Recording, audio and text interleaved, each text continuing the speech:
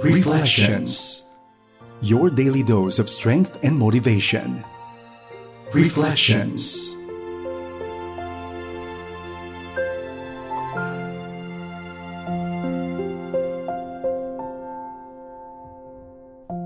Isang mapagpalang araw sa iyo, kaibigan. Ako po si Ruth de la Rama Dizon para po sa isang edisyon na naman ng Reflections dito po sa FEBC Radio TV. Kumusta po kayo?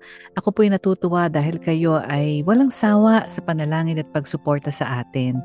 At siguro po pwede niyo pong i-share dyan sa ating comment box ang inyong mga favorite na natutuhan dito po sa ating programang Reflections, o kaya naman po kung mayroon pong maging kayong answered prayer o mga natutuhan po sa ating programa. We would truly appreciate hearing from you kung paano po gumagalaw ang Panginoon sa ating buhay.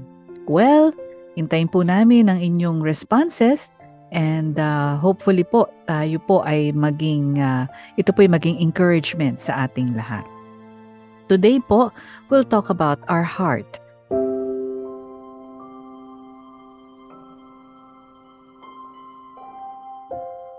Today, as I said, let's talk about our heart.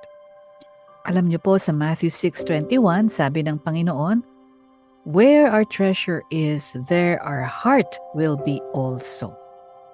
Alam niyo po, one of the most important biblical topics po ay ang ating puso. Makita po natin yan sa storya ng Bible.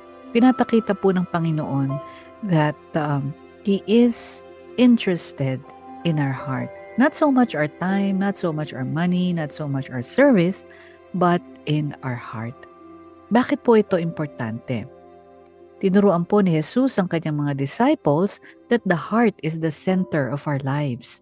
Yung po ating mga nararamdaman, yung pong ating mga desisyon, yung pong ating mga pagnanasa, ito po ay nagagaling sa kondisyon ng ating mga puso.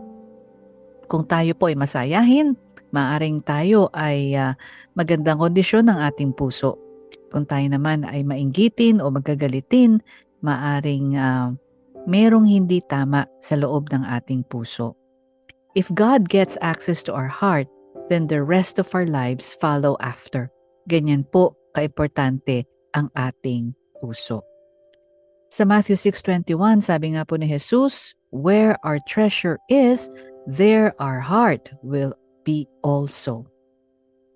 Yung pong mga bagay na ating pong pinagyayaman sa ating buhay, ito po ang actually nagpapakilala kung sino ba tayo, kung nasaan ba ang ating puso. Yung mga bagay po that we think about, the things that we spend money on, and the things that we use our energy to attain, actually, that is where our heart is.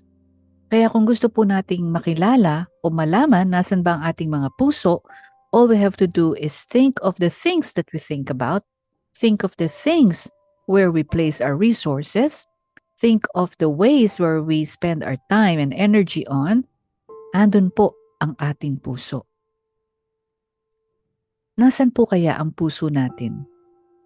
Is it on material things? Is it on your health? Is it on other things? No? Maganda po na yan ay ating malaman at matutuhan. Pero hindi lamang po enough to know or to let our hearts dwell on those things, no?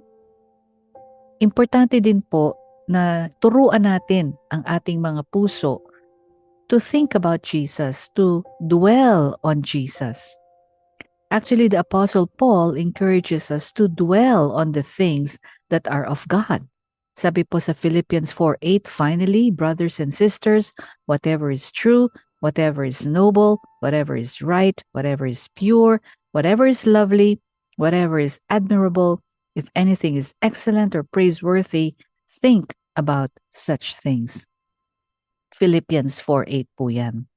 At ito po yung klase ng pag-iisip that can move our hearts to cherish Jesus as our treasure above everything else on earth. When we train our mind, when we train our heart to dwell on things that are of God, to dwell on Jesus, this will allow our hearts to seek Jesus as our treasure above everything else on earth. And our hearts can be trained, our minds can be trained. Pero kinakailangan po yan ng desisyon at ng commitment on our part to really honor God by choosing to put Him first in our lives. If you're honest with ourselves, saan kaya natin po sasabihin na nandoon ang ating puso, nandoon ang ating kayamanan? What are the things po na pinag-uukulan natin ng ating oras, ng ating lakas, ng ating resources? Let's consider how those things reveal where our heart truly is. One of the best ways po na pwede nating i-train ang ating heart and ating mind and gamitin ng tama ang ating puso at ang ating isip is to spend time in God's Word and in prayer.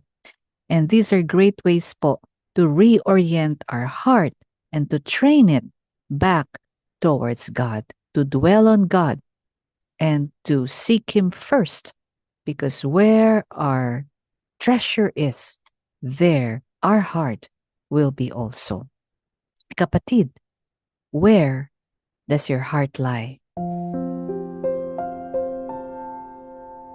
My friend, what we feed grows and what we starve dies. If you want a heart for God, let's feed it in God's Word.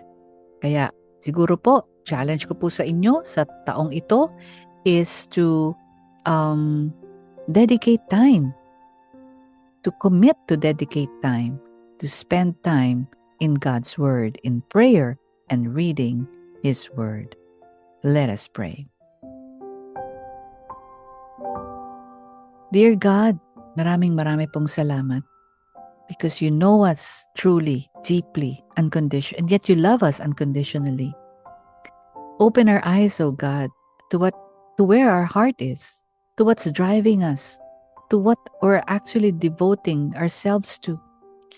Help us, Lord, to fight against selfish desires, against the call of the flesh. When people see our lives, we want them to see Jesus right inside it, Jesus at the center.